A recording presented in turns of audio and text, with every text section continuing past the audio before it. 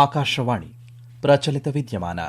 ಇಂದಿನ ವಿಷಯ ಸಾರ್ವಜನಿಕ ಆರೋಗ್ಯ ಮತ್ತು ಆಹಾರ ಭದ್ರತಾ ವ್ಯವಸ್ಥೆಗಳ ಬಲವರ್ಧನೆ. ಕಳೆದ ದಶಕದಲ್ಲಿ ಭಾರತವು ಆರೋಗ್ಯ ಸೇವೆಗಳ ಲಭ್ಯತೆ, ಕೈಗೆಟುಕುವ ದರ ಮತ್ತು ಸೇವಾ ವಿತರಣೆಯನ್ನು ಬಲಪಡಿಸಲು ಗಮನಾರ್ಹ ಸುಧಾರಣೆಗಳನ್ನು ಕೈಗೊಂಡಿದೆ. ವಿಸ್ತರಿಸಲಾದ ಪ್ರಮುಖ ಯೋಜನೆಗಳು ಲಕ್ಷಾಂತರ ಜನರಿಗೆ ದೃಢವಾದ ಪೋಷಣೆ ಮತ್ತು ಸಮಗ್ರ ಸಾಮಾಜಿಕ ಭದ್ರತೆಯನ್ನು ಖಚಿತಪಡಿಸುತ್ತವೆ.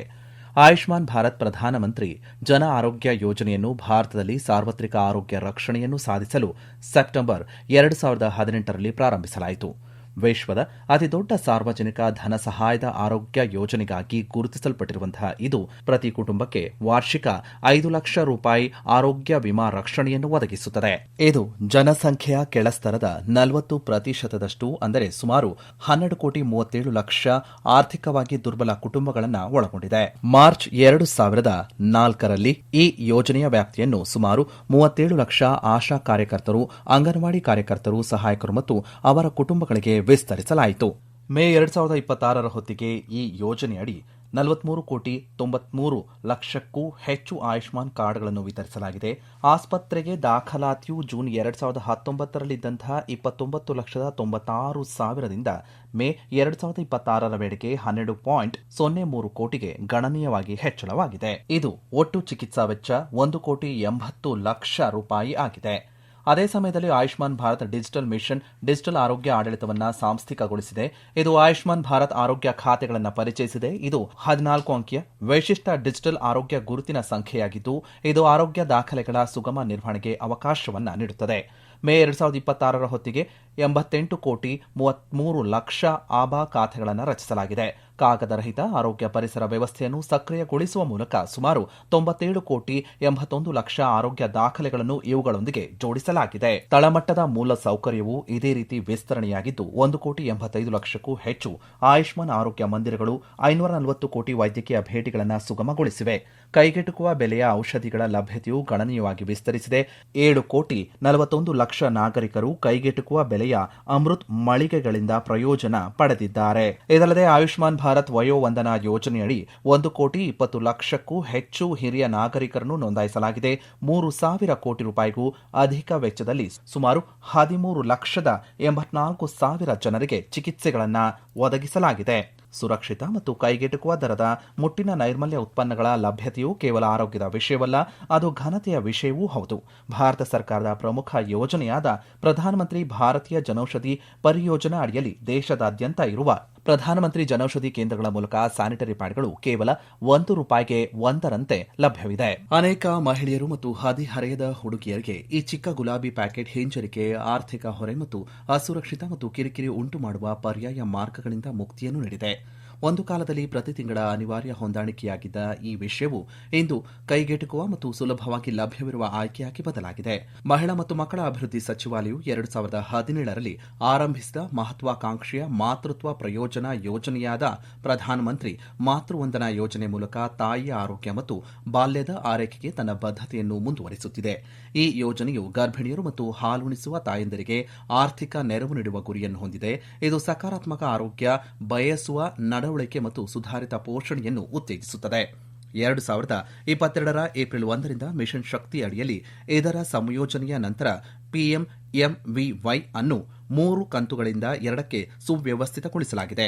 ಹೆಚ್ಚುವರಿಯಾಗಿ ಹೆಣ್ಣು ಮಗುವಿಗೆ 2 ಕಂತುಗಳಲ್ಲಿ ₹5,000 ಮತ್ತು ಎರಡನೇ ಮಗುವಿಗೆ ಮಗು ಹೆಣ್ಣಾಗಿದ್ದರೆ ₹6,000 ಪ್ರಯೋಜನ ದೊರೆಯುತ್ತದೆ. ಈ ಪ್ರಯೋಜನಗಳು ಆರಂಭಿಕ ಗರ್ಭಧಾರಣೆಯ ನೋಂದಣಿ, ಪ್ರಸವ ಪೂರ್ವ ಆರೈಕೆ ಮತ್ತು ರೋಗ ನಿರೋಧಕ ಚುಚ್ಚುಮದ್ದು ನೀಡುವುದು ಮುಂತಾದ ನಿರ್ಣಾಯಕ ತಾಯಿ ಮತ್ತು ಮಗುವಿನ ಆರೋಗ್ಯ ಮೈಲುಗಲ್ಲುಗಳಿಗೆ ಸಂಬಂಧಿಸಿವೆ. ಈ ಅವಧಿಯಲ್ಲಿ ಆರೋಗ್ಯ ಮೂಲ ಸೌಕರ್ಯವು ಗಮನಾರ್ಹವಾಗಿ ವಿಸ್ತರಣೆಗೊಂಡಿತು. ಅನುಮೋದನೆಗೊಂಡ ಮತ್ತು ಕಾರ್ಯನಿರ್ವಹಿಸುತ್ತಿರುವಂತಹ ಅಖಿಲ ಭಾರತ ವೈದ್ಯಕೀಯ ವಿಜ್ಞಾನ ಸಂಸ್ಥೆಗಳ ಸಂಖ್ಯೆಯು 1947ರಿಂದ 2014ರವರೆಗೆ ಇದ್ದ 8ರಿಂದ ಕಳೆದ 12 ವರ್ಷಗಳಲ್ಲಿ 15ಕ್ಕೆ ಏರಿಕೆಯಾಗಿದೆ. ಹೀಗೆ 2014ರಿಂದ ಏಮ್ಸ್ ಸಂಸ್ಥೆಗಳ ಕಾರ್ಯಾಚರಣೆಯ ವ್ಯಾಪ್ತಿಯು ದ್ವಿಗುಣಗೊಂಡಿದೆ. ಇದು ಆರೋಗ್ಯ ಮೂಲ ಸೌಕರ್ಯಕ್ಕೆ ಮತ್ತು ಆರ್ಥಿಕವಾಗಿ ದುರ್ಬಲ ಕುಟುಂಬಗಳಿಗೆ ಕೈಗೆಟುಕುವ ಆರೋಗ್ಯ ಸೇವೆಗಳನ್ನು ಒದಗಿಸುವ ಬಲವಾದ ಬದ್ಧತೆಯನ್ನು ಪ್ರತಿಬಿಂಬಿಸುತ್ತದೆ. ಸರ್ಕಾರವು ಕಾರ್ಯತಂತ್ರದ ಮಧ್ಯಸ್ಥಿಕೆಗಳ ಮೂಲಕ ತಾಯಿಯ ಆರೋಗ್ಯ ರಕ್ಷಣೆಯನ್ನು ಬಲಪಡಿಸಿದೆ. ಜನನಿ ಸುರಕ್ಷಾ ಯೋಜನೆ, ಜನನಿ ಶಿಶು ಸುರಕ್ಷಾ ಕಾರ್ಯಕ್ರಮ ಮತ್ತು ಪ್ರಧಾನಮಂತ್ರಿ ಸುರಕ್ಷಿತ ಮಾತೃತ್ವ ಅಭಿಯಾನ ಈ ಉಪಕ್ರಮಗಳಲ್ಲಿ ಸೇರಿವೆ. ಪಿಎಂ ಎನ್ಎಸ್ಎಂಎ ಅಡಿಯಲ್ಲಿ 7 ಕೋಟಿಗೂ ಹೆಚ್ಚು ಗರ್ಭಪೂರ್ವ ತಪಾಸಣೆಗಳನ್ನು ನಡೆಸಲಾಗಿದ್ದು, ಇದು ಹೆಚ್ಚಿನ ಅಪಾಯದ ಗರ್ಭಧಾರಣೆಯ ಆರಂಭಿಕ ಗುರುತಿಸುವಿಕೆ ಮತ್ತು ನಿರ್ವಹಣೆಗೆ ಸಹಕಾರಿಯಾಗಿದೆ. ಇದಲ್ಲದೆ ಮಿಷನ್ ಇಂದ್ರಧನುಷ್ ಅಡಿಯಲ್ಲಿ 5 ಕೋಟಿ 46 ಲಕ್ಷ ಮಕ್ಕಳು ಮತ್ತು 1 ಕೋಟಿ 32 ಲಕ್ಷ ಗರ್ಭಿಣಿಯರಿಗೆ ಲಸಿಕೆ ಹಾಕುವ ಮೂಲಕ ಆರೋಗ್ಯ ಪರಿಸ್ಥಿತಿಗಳನ್ನು ಗಮನಾರ್ಹವಾಗಿ ಸುಧಾರಿಸಿದೆ. ಈ ಉಪಕ್ರಮಗಳು ಅಳೆಯಬಹುದಾದಂತಹ ಸುದೀರ್ಘ ಪ್ರಗತಿಯನ್ನು ನೀಡಿವೆ. ತಾಯಿಯ ಮರಣ ಪ್ರಮಾಣವು ಪ್ರತಿ 1 ಲಕ್ಷ ಜೀವಂತ ಜನನಗಳಿಗೆ 130 ಇದ್ದದ್ದು 2021-23ರಲ್ಲಿ 88ಕ್ಕೆ ಇಳಿಕೆಯಾಗಿದೆ. ಎನ್ಎಫ್ಎಚ್ಎಸ್ 6ರ ದತ್ತಾಂಶವು 2015-16 ಮತ್ತು 2023-24ರ ನಡುವೆ ಮೊದಲ ತ್ರೈಮಾಸಿಕದ ಗರ್ಭಪೂರ್ವ ಆರೈಕೆ ಭೇಟಿಗಳು ಶೇಕಡ 59ರಿಂದ ಶೇಕಡ 76.2ಕ್ಕೆ ಏರಿಕೆಯಾಗಿದೆ ಎಂದು ತೋರಿಸುತ್ತದೆ. ಅದೇ ರೀತಿ ಕನಿಷ್ಠ 4 ಎಎಸ್ಸಿ ಭೇಟಿಗಳ ಲಭ್ಯತೆಯು ಶೇಕಡ 51ರಿಂದ ಶೇಕಡ 65.2ಕ್ಕೆ ವಿಸ್ತರಿಸಿದ್ದು, ಇದು ಸಾಂಸ್ಥಿಕ ತಾಯಿಯ ಆರೋಗ್ಯ ಸೇವೆಗಳ ಹೆಚ್ಚಿದ ಬಳಕೆಯನ್ನು ಸೂಚಿಸುತ್ತದೆ. ರಾಷ್ಟ್ರೀಯ ಸಾಂಖ್ಯಿಕ ಕಚೇರಿಯು ಬಿಡುಗಡೆ ಮಾಡಿದ ಕುಟುಂಬ ಸಾಮಾಜಿಕ ಬಳಕೆಯ 80ನೇ ಸುತ್ತಿನ ಸಮೀಕ್ಷೆಯ ಪ್ರಕಾರ ಗ್ರಾಮೀಣ ಪ್ರದೇಶದ ಸಾಂಸ್ಥಿಕ ಹೆರಿಗೆಗಳಲ್ಲಿ ಸುಮಾರು 3/2 ಸರ್ಕಾರಿ ಆರೋಗ್ಯ ಸೌಲಭ್ಯಗಳಲ್ಲಿ ನಡೆಯುತ್ತವೆ. ನಗರ ಪ್ರದೇಶಗಳಲ್ಲಿ ಈ ಪ್ರಮಾಣವು 47%. ಸುದೀರ್ಘ ವಿಶ್ಲೇಷಣೆಯು ಹೊರರೋಗಿ ಸೇವೆಗಳಿಗಾಗಿ ಸಾರ್ವಜನಿಕ ಸೌಲಭ್ಯಗಳ ಬಳಕೆಯಲ್ಲಿ ಹೆಚ್ಚಳವನ್ನು ತೋರಿಸುತ್ತದೆ. ಗ್ರಾಮೀಣ ಭಾಗವಹಿಸುವಿಕೆಯು 2014ರಲ್ಲಿ ಶೇಕಡ 28 ಇದ್ದದ್ದು 2025ರ ವೇಳೆಗೆ ಶೇಕಡ 35ಕ್ಕೆ ಏರಿಕೆಯಾಗಿದೆ. ಈ ಮಾನದಂಡಗಳು ಆರೋಗ್ಯ ಸೇವಾ ವಿತರಣಾ ಮಾದರಿಯು ಕ್ರಿಯಾತ್ಮಕವಲ್ಲದ ಬಿಕ್ಕಟ್ಟಿನ ನಿರ್ವಹಣೆಯಿಂದ ಸಕ್ರಿಯ, ಸಮಾನ ಮತ್ತು ತಡೆಗಟ್ಟುವ ಮಾದರಿಯತ್ತ ಯಶಸ್ವಿಯಾಗಿ ಬದಲಾಗಿರುವುದನ್ನು ಪ್ರತಿಬಿಂಬಿಸುತ್ತವೆ. ಪ್ರಧಾನಮಂತ್ರಿ ಗರೀಬ್ ಕಲ್ಯಾಣ್ ಅನ್ನ ಯೋಜನೆ ಪಿಎಂಜಿಕೆಎವೈ 2020ರಲ್ಲಿ ಪ್ರಾರಂಭಿಸಲ್ಪಟ್ಟಿದ್ದು, ಇದು ಒಂದು ಪ್ರಮುಖ ಸಾಮಾಜಿಕ ಸುರಕ್ಷತಾ ಜಾಲವಾಗಿ ಕಾರ್ಯನಿರ್ವಹಿಸುತ್ತಿದೆ. ಸಾಂಕ್ರಾಮಿಕ ರೋಗದಿಂದ ಉಂಟಾದ ಆರ್ಥಿಕ ಅಡಚಣೆಗಳನ್ನು ತಗ್ಗಿಸಲು ಈ ಯೋಜನೆಯನ್ನು ಪರಿಚಯಿಸಲಾಯಿತು.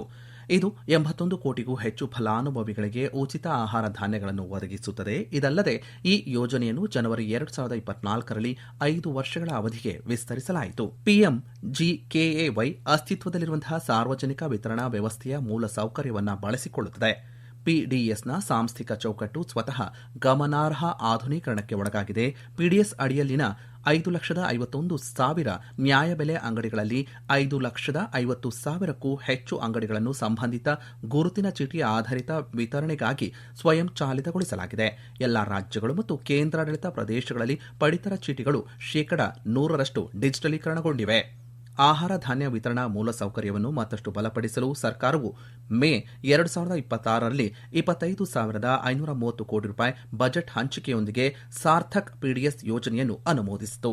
ರಾಷ್ಟ್ರೀಯ ಆಹಾರ ಭದ್ರತಾ ಕಾಯ್ದೆಯ ಅಡಿ ಸುಧಾರಿತ ತಾಂತ್ರಿಕ ಏಕೀಕರಣದ ಮೂಲಕ ಈ ಯೋಜನೆಯು ಲಾಜಿಸ್ಟಿಕ್ಸ್ ಮತ್ತು ಕೊನೆಯ ಹಂತದ ವಿತರಣೆಯನ್ನು ಮತ್ತಷ್ಟು ಉತ್ತಮಗೊಳಿಸುತ್ತದೆ. ಇದಲ್ಲದೆ one nation one ration card ರಾಷ್ಟ್ರವ್ಯಾಪಿ ಪೋರ್ಟೆಬಿಲಿಟಿಯನ್ನು ಸಾಂಸ್ಥಿಕಗೊಳಿಸಿದೆ.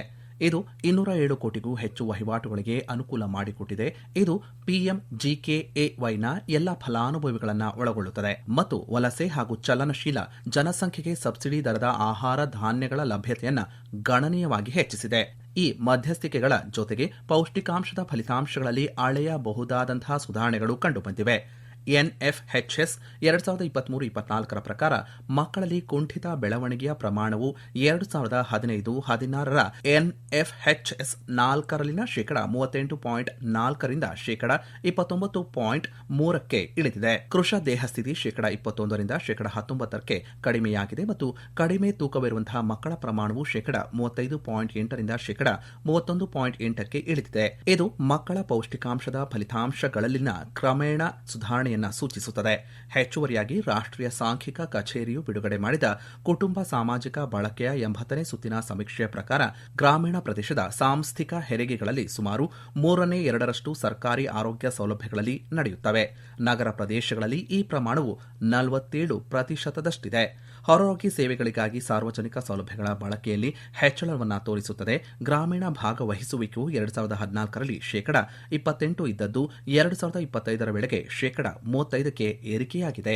ಈ ಮಾನದಂಡಗಳು ಆರೋಗ್ಯ ಸೇವಾ ವಿತರಣಾ ಮಾದರಿಯು ಕ್ರಿಯಾತ್ಮಕವಲ್ಲದ ಬಿಕ್ಕಟ್ಟಿನ ನಿರ್ವಹಣೆಯಿಂದ ಸಕ್ರಿಯ, ಸಮಾನ ಮತ್ತು ತಡೆಗಟ್ಟುವ ಮಾದರಿಯತ್ತ ಯಶಸ್ವಿಯಾಗಿ ಬದಲಾಗಿರುವುದನ್ನು ಪ್ರತಿಬಿಂಬಿಸುತ್ತವೆ. ಪ್ರಧಾನಮಂತ್ರಿ ಗರೀಬ್ ಕಲ್ಯಾಣ್ ಅನ್ನ ಯೋಜನೆ 2020ರಲ್ಲಿ ಪ್ರಾರಂಭಿಸಲ್ಪಟ್ಟಿದ್ದು ಇದು ಒಂದು ಪ್ರಮುಖ ಸಾಮಾಜಿಕ ಸುರಕ್ಷತಾ ಜಾಲವಾಗಿ ಕಾರ್ಯನಿರ್ವಹಿಸುತ್ತಿದೆ. ಸಾಂಕ್ರಾಮಿಕ ರೋಗದಿಂದ ಉಂಟಾದ ಆರ್ಥಿಕ ಅಡಚಣೆಗಳನ್ನು ತಗ್ಗಿಸಲು ಈ ಯೋಜನೆಯನ್ನು ಪರಿಚಯಿಸಲಾಯಿತು. ಇದು 81 ಕೋಟಿಗೂ ಹೆಚ್ಚು ಫಲಾನುಭವಿಗಳಿಗೆ ಉಚಿತ ಆಹಾರ ಧಾನ್ಯಗಳನ್ನು ಒದಗಿಸುತ್ತದೆ. ಇದಲ್ಲದೆ ಈ ಯೋಜನೆಯನ್ನು ಜನವರಿ 2024ರಲ್ಲಿ 5 ವರ್ಷಗಳ ಅವಧಿಗೆ ವಿಸ್ತರಿಸಲಾಯಿತು. 2015ರಲ್ಲಿ ಪ್ರಾರಂಭವಾದಂತಹ ಬೇಟಿ ಬಚಾವೋ ಬೇಟಿ ಪಢಾವೋ ಉಪಕ್ರಮವು ಸಮಗ್ರ ಮತ್ತು ಬಹುವಲಯದ ಮಧ್ಯಸ್ಥಿಕೆಯನ್ನು ಪ್ರತಿನಿಧಿಸುತ್ತದೆ. ಇದು ಮಕ್ಕಳ ಲಿಂಗಾನುಪಾತದ ಇಳಿಕೆಯನ್ನು ನಿವಾರಿಸಲು ಮತ್ತು ಲಿಂಗ ಪಕ್ಷಪಾತಿ ಲಿಂಗ ಆಯ್ಕೆಯ ಪದ್ಧತಿಗಳ ವಿರುದ್ಧ ಹೋರಾಡಲು ವಿನ್ಯಾಸಗೊಳಿಸಲಾಗಿದೆ. ಆರೋಗ್ಯ, ಶಿಕ್ಷಣ ಮತ್ತು ಸಾಮಾಜಿಕ ಅಭಿವೃದ್ಧಿ ಚೌಕಟ್ಟುಗಳನ್ನು ಸಂಯೋಜಿಸುವ ಮೂಲಕ ಈ ಕಾರ್ಯಕ್ರಮವು ಬಾಲಕಿಯರ ಬದುಕುಳಿಯುವಿಕೆ, ರಕ್ಷಣೆ ಮತ್ತು ಶಿಕ್ಷಣಕ್ಕೆ ಆದ್ಯತೆಯನ್ನು ನೀಡುತ್ತದೆ. ಈ ಯೋಜನೆಯ ನಿರಂತರ ಅನುಷ್ಠಾನವು ಲಿಂಗ ಸಂಬಂಧಿತ ಸೂಚಕಗಳಲ್ಲಿ ಗಮನಾರ್ಹ ಸುಧಾರಣೆಗಳಿಗೆ ಕೊಡುಗೆ ನೀಡಿದೆ. ಲಿಂಗಾನುಪಾತವು 2011ರ ಜನಗಣತಿಯ ಪ್ರಕಾರ 1,000 ಪುರುಷರಿಗೆ 943 ಮಹಿಳೆಯರಿದ್ದುದು 2021ರ ವೇಳೆಗೆ 1020ಕ್ಕೆ ಸುಧಾರಿಸಿದೆ. ಇದಲ್ಲದೆ ಬಾಲಕಿಯರ ಪ್ರೌಢಶಾಲಾ ದಾಖಲಾತಿಯು 2014-15ರಲ್ಲಿ ಇದ್ದಂತಹ ಶೇಕಡ 75.51ರಿಂದ 2024-25ರ ವೇಳೆಗೆ ಶೇಕಡ 80.2ಕ್ಕೆ ಹೆಚ್ಚಿದೆ. ಇದು ಶಿಕ್ಷಣದಲ್ಲಿ ಲಿಂಗ ಸಮಾನತೆಯತ್ತ ಬದಲಾವಣೆಯನ್ನು ಪ್ರತಿಬಿಂಬಿಸುತ್ತದೆ. ಭಾರತದ ಕಲ್ಯಾಣ ಸ್ವರೂಪವು ಹಕ್ಕು ಆಧಾರಿತ ವಿತರಣೆಯಿಂದ ಸ್ಯಾಚುರೇಷನ್ ಚಾಲಿತ ವ್ಯಾಪ್ತಿಯತ್ತ ವಿಕಸನಗೊಂಡಿದೆ. ಸುಸ್ಥಿರ ಸಾರ್ವಜನಿಕ ಹೂಡಿಕೆ, ಉದ್ದೇಶಿತ ಕಲ್ಯಾಣ ಮಧ್ಯಸ್ಥಿಕೆಗಳು ಮತ್ತು ತಂತ್ರಜ್ಞಾನ ಸಕ್ರಿಯ ಆಡಳಿತವು ಮೂಲಭೂತ ಸೌಕರ್ಯಗಳು ಮತ್ತು ಉತ್ತಮ ಜೀವನೋಪಾಯದ ಅವಕಾಶಗಳಿಗೆ ಪ್ರವೇಶವನ್ನು ವಿಸ್ತರಿಸಿವೆ. ಮಹಿಳಾ ನೇತೃತ್ವದ ಅಭಿವೃದ್ಧಿ, ತಳಮಟ್ಟದ ಉದ್ಯಮಶೀಲತೆ ಮತ್ತು ಸ್ವಸಹಾಯ ಸಂಘ ಚಾಲಿತ ಆರ್ಥಿಕ ಭಾಗವಹಿಸುವಿಕೆಯು ಈ ಪರಿವರ್ತನೆಯ ಪ್ರಮುಖ ಸ್ತಂಭಗಳಾಗಿ ಹೊರಹೊಮ್ಮಿವೆ. ಡಿಜಿಟಲ್ ಮೂಲಸೌಕರ್ಯ ಮತ್ತು ನೇರ ಲಾಭ ವರ್ಗಾವಣೆ ಕಾರ್ಯವಿಧಾನಗಳ ವಿಸ್ತರಣೆಯು ಸಾರ್ವಜನಿಕ ಸೇವಾ ವಿತರಣೆಯಲ್ಲಿ ಪಾರದರ್ಶಕತೆ, ದಕ್ಷತೆ ಮತ್ತು ಜವಾಬ್ದಾರಿಯನ್ನು ಹೆಚ್ಚಿಸಿದೆ. ಭಾರತವು ತನ್ನ ದೀರ್ಘಾವಧಿಯ ಅಭಿವೃದ್ಧಿಯ ಆಕಾಂಕ್ಷೆಗಳತ್ತ ಮುನ್ನಡೆಯುತ್ತಿರುವಾಗ ಈ ಉಪಕ್ರಮವು ಹೆಚ್ಚು ಸ್ಥಿತಿಸ್ಥಾಪಕ, ಸಮಾನ ಮತ್ತು ಸಮೃದ್ಧ ಸಮಾಜವನ್ನು ನಿರ್ಮಿಸುತ್ತಿವೆ. ಒಟ್ಟಾರೆಯಾಗಿ ಈ ಮಧ್ಯಸ್ಥಿಕೆಗಳು ಅಂತ್ಯೋದಯದಿಂದ ಸರ್ವೋದಯದವರೆಗೆ ಎಂಬ ವಿಶಾಲ ಚಳುವಳಿಯನ್ನು ಪ್ರತಿಬಿಂಬಿಸುತ್ತವೆ. ಇದು ರಾಷ್ಟ್ರೀಯ ಬೆಳವಣಿಗೆಯನ್ನು ಉತ್ತೇಜಿಸುವಾಗ ಅತ್ಯಂತ ದುರ್ಬಲ ವರ್ಗಗಳನ್ನು ಸಬಲೀಕರಣಗೊಳಿಸುತ್ತದೆ. ಇದುವರೆಗೂ ಪ್ರಚಲಿತ ವಿದ್ಯಮಾನ ಕೇಳಿದಿರಿ. ಇಂದಿನ ವಿಷಯ ಸಾರ್ವಜನಿಕ ಆರೋಗ್ಯ ಮತ್ತು ಆಹಾರ ಭದ್ರತಾ ವ್ಯವಸ್ಥೆಗಳ ಬಲವರ್ಧನೆ. ಬರಹ ಕೃಪೆ ಭಾರತ ಸರ್ಕಾರದ ವಾರ್ತಾ ಶಾಖೆ, ಬೆಂಗಳೂರು. ಓದಿದವರು ಚೇತನ್ ಸಿವಿ. ಸಮಗ್ರ ನಿರ್ವಹಣೆ ಆಕಾಶವಾಣಿ ಬೆಂಗಳೂರು ಪ್ರಾದೇಶಿಕ ಸುದ್ದಿ ವಿಭಾಗದ ಸಹಾಯಕ ನಿರ್ದೇಶಕರಾದಂತಹ ಸುಹಾಸ್ ಆರ್. ಈ ಕಾರ್ಯಕ್ರಮ ಆಕಾಶವಾಣಿ ಬೆಂಗಳೂರು ಪ್ರಾದೇಶಿಕ ಸುದ್ದಿ ವಿಭಾಗದ ಕೊಡುಗೆ.